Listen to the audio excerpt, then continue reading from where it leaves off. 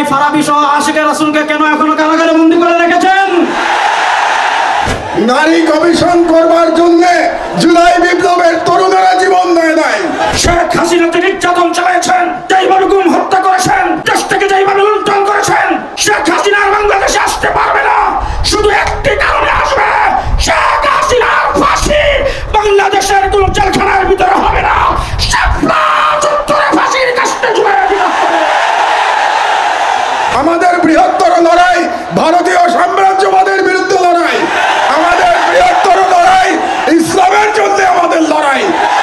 সন্ত্রাসের দায়ে আওয়ামী লীগকে নিষিদ্ধ করতে হবে, আওয়ামী লীগকে নিষিদ্ধ করতে হবে। কিন্তু বাংলাদেশের ধর্মপ্রাণ মুসলিম জনতাকে বেশ্যাবৃত্তিতে বাধ্য করার জন্য আপনার কোন এজেন্ডাকে চাপা দিবেন,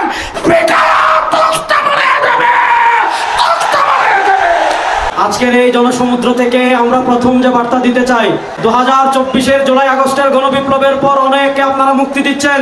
আমার ভাই ফারাবী সহ আশিকের রাসূলকে কেন এখনো কারাগারে বন্দী করে রেখেছেন? বাংলাদেশের সাতিমা রাসূল ইস্যুতে যতজন আশিকের রাসূলকে কারাগারে বন্দী করে রেখেছেন, অতি শীঘ্রই তাদেরকে মুক্তি দান করতে হবে। 2 নম্বর, অন্তর্বর্তীকালীন সরকারের কাছে আমরা দাবি জানাতে চাই, আপনারা পিলখানা ট্র্যাজেডির জন্য তদন্ত কমিটি গঠন করেছেন, 2024-এর জুলাই আগস্টের গণহত্যার জন্য তদন্ত কমিটি গঠন করেছেন, 2013 সালের শাপলার গণহত্যার জন্য কেন এখনো তদন্ত কমিটি আপনারা গঠন করতে পারেন নাই? 3 নম্বর, শেষ কথা বলে আমি শেষ করছি, আমরা এই তদন্ত কমিটি বাতিলকে আমরা এই কমিটি মানি না ইনশাআল্লাহ। পরিষ্কার ভাষায় বলি, একজন মুসলমান বাংলাদেশে জীবিত থাকতে এই নারী নীতি আমরা বাস্তবায়ন হতে দেব না, দেব না, দেব না ইনশাআল্লাহ। আমি একটু অবাক হয়ে যাচ্ছি যে হেফাজতের তরফ থেকে কিংবা ভিকটিমদের তরফ থেকে এখনো 2013 সালের শাপলা গণহত্যার জন্য যে মাস্টার মাইন্ড ছিল সেই দানব ফ্যাসিস্ট শেখ হাসিনার বিরুদ্ধে মামলা দায়ের করা হয় নাই। আপনারা কেন এখনো মামলা দায়ের করেন নাই আমি জানি না। আমি মনে করি শাপলা চত্বরে যারা গণহত্যার শিকার হয়েছে তাদের প্রত্যেকে শেখ হাসিনার বিরুদ্ধে গণহত্যার মামলা দায়ের করতে হবে, এটাই আমার আজকে 1 নম্বর দাবি। দ্বিতীয় যে কথাটি আপনাদেরকে আমি বলতে চাই, আমরা মুসলমান, উম্মার প্রতি আমাদের ভালোবাসা থাকতে হবে। তাই গাজার শহীদ এবং কাশ্মীরের মুসলমানদের উপরে যে জুলুম চলছে তার বিরুদ্ধে আমাদের ঐক্যবদ্ধভাবে আন্দোলন চালাতে হবে। 3 নম্বর কথা আমি বলতে চাই, আমার বক্তব্য দীর্ঘায়িত করবো না, এখানে অনেক ওলামায়ে একরামরা আছেন যারা মূল্যবান বক্তব্য দেবেন। আপনারা নারী নীতি নিয়ে প্রশ্ন তুলেছেন, এ ব্যাপারে প্রথমে ডক্টর ইউনূস সরকারের প্রতি আমার একটি প্রশ্ন আছে যে আপনারা কেন অপ্রয়োজনীয় ইস্যু তৈরি করছেন? নারী কমিশন করবার জন্য জুলাই বিপ্লবের তরুণেরা জীবন দেয় নাই, তারা জীবন দিয়েছিল বাংলাদেশকে ফ্যাসিবাদ মুক্ত করবার জন্য, বাংলাদেশ থেকে ভারতীয় আগ্রাসনবাদ মুক্ত করবার জন্য। কাজেই আপনারা সরকারে বসেছেন যাতে করে বাংলাদেশে আর ফ্যাসিবাদ ফিরে আসতে না পারে। আপনাদের দায়িত্ব শুধুমাত্র সেই সংস্কারগুলি করা যে সংস্কারের মাধ্যমে বাংলাদেশে ফ্যাসিবাদের পুনরুত্থানের পথ আমরা বন্ধ করতে পারবো। কাজেই ডক্টর ইউনূস সরকারের প্রতি আমার বাংলাদেশের একজন প্রবীণ নাগরিক হিসেবে পরামর্শ থাকবে, আপনারা অপ্রয়োজনীয় ইস্যু তৈরি করবেন না। এবং আমরা দেখতে পেয়েছি আপনারা অনেকগুলো অপ্রয়োজনীয় সংস্কার কমিশন করেছেন, এই সমস্ত সংস্কার কমিশনের কোনো প্রয়োজন ছিল না। আপনারা রাষ্ট্রের সম্পদ এবং সময় নষ্ট করছেন। আমার অনুরোধ, এই সমস্ত কমিশন আপনারা বাতিল করে দেন, এই সমস্ত কমিশনের কোনো প্রয়োজন নাই। আর আলেম ওলামাদের কাছে আমার নিবেদন, আপনারা নারী নীতি নিয়ে লড়াই করতে গিয়ে বৃহত্তর লড়াই থেকে সরে যাবেন না। আমাদের বৃহত্তর লড়াই ভারতীয় সাম্রাজ্যবাদের বিরুদ্ধে লড়াই, আমাদের বৃহত্তর লড়াই ইসলামের জন্য আমাদের লড়াই। আপনারা যদি নারী নীতির মতো একটা ইস্যু দিয়ে আন্দোলন করেন তাহলে আমাদের যে বৃহত্তর আন্দোলন এটা ক্ষতিগ্রস্ত হবে। কাজেই নারী নীতির অবশ্যই আপনারা প্রতিবাদ করবেন, কিন্তু তার মানে এই না যে আমরা মূল লড়াই থেকে সরে যাব। মূল লড়াই থেকে আমাদের সরে যাওয়া যাবে না। এই জন্যে আপনাদের কাছে আমার আহ্বান, আপনারা ঐক্যবদ্ধ থাকবেন। আমি বিশ্বাস করি বাংলাদেশের আলেম সমাজ যদি ঐক্যবদ্ধ থাকে তাহলে বাংলাদেশের স্বাধীনতা কেউ ছিনিয়ে দিতে পারবে না। কাজেই যে কোনো মূল্যে এই হেফাজতের মঞ্চ থেকে বাংলাদেশের সকল আলেমদের ঐক্যবদ্ধ থাকার আহ্বান জানিয়ে আমার বক্তব্য শেষ করছি। আল্লাহ হাফেজ। বাংলাদেশ জিন্দাবাদ। হেফাজতে ইসলাম ছিল, আছে এবং থাকবে। শাপলা চত্বরে 1,54,000 গুলি হেফাজত ইসলামের নেতা কর্মীদের উপর বুকের উপর চালায়। হেফাজতকে ধ্বংস করা যায় নাই, আজকে কোনো শক্তি হেফাজতকে ধ্বংস করতে পারবে না। সংগ্রামী সাথী ও বন্ধুগণ, গত 15 বছর ব্রিটিশ সরকার, আওয়ামী সরকার বাংলাদেশে যে হত্যাকাণ্ড নির্যাতন চালিয়েছে তাতে প্রমাণ করেছে বর্তমান বিশ্বের দরবারে সবচাইতে বড় একটি সন্ত্রাসী সংগঠন আওয়ামী লীগ। জেলখানায় ছিলাম প্রায় 2 বছর। জেলখানার ভিতরে দেখেছি সন্ত্রাসের দায়ে অনেক সংগঠনকে বের করা হয়েছে, নিষিদ্ধ করা হয়েছে। তাদের নেতা কর্মীরা জেলে আছেন। যতগুলি সংগঠনকে নিষিদ্ধ করা হয়েছে সবগুলি সংগঠনের নিষিদ্ধ হওয়ার কারণ বা সন্ত্রাসী কার্যক্রম যদি তালাশ করা হয়, আওয়ামী লীগের একদিনের সন্ত্রাসের সমান হবে না। সুতরাং আজকের মঞ্চ থেকে দাবি জানাতে চাই, সন্ত্রাসের দায়ে আওয়ামী লীগকে নিষিদ্ধ করতে হবে, আওয়ামী লীগকে নিষিদ্ধ করতে হবে। সংগ্রামী সাথী বন্ধুগণ, শাপলা চত্বরে আমরা রক্ত দিয়েছিলাম। সেই রক্তের মাধ্যমে আওয়ামী লীগের পতন কণ্ঠে বেরিয়েছিল। সুলহ হুদায়বিয়াতে আল্লাহ পাক ঘোষণা করেছিলেন ইন্না ফাতাহনা লাকা ফাতহাম মুবিনা, কিন্তু ফতেহ হয়েছে ফতেহ মক্কার সময়ে।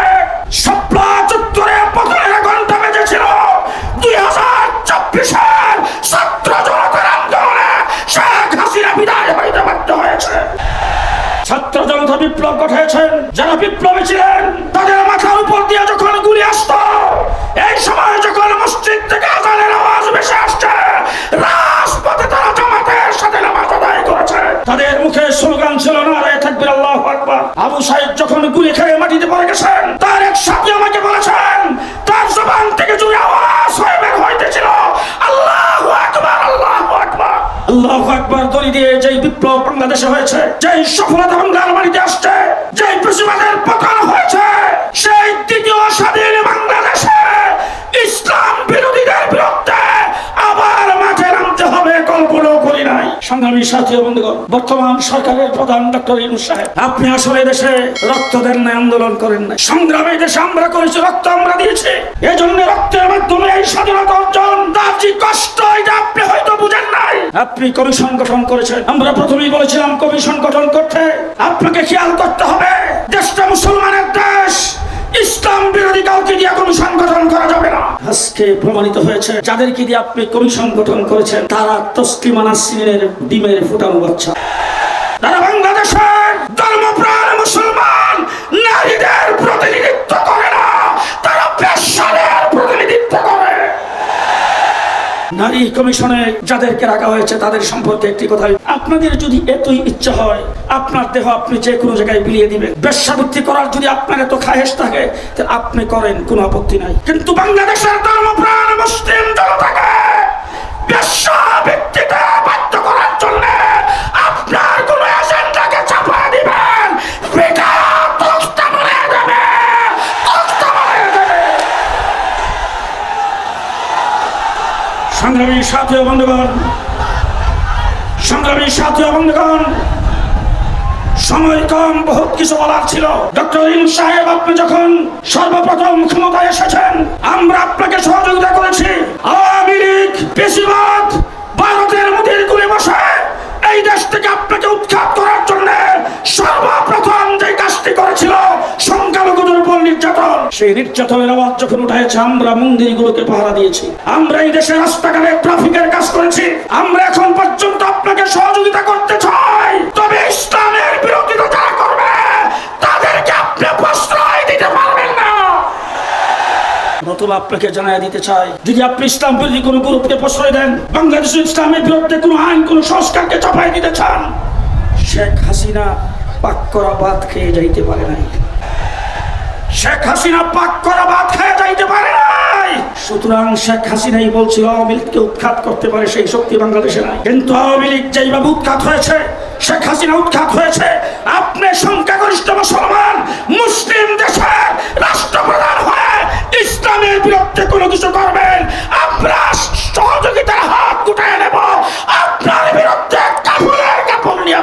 বাধ্য।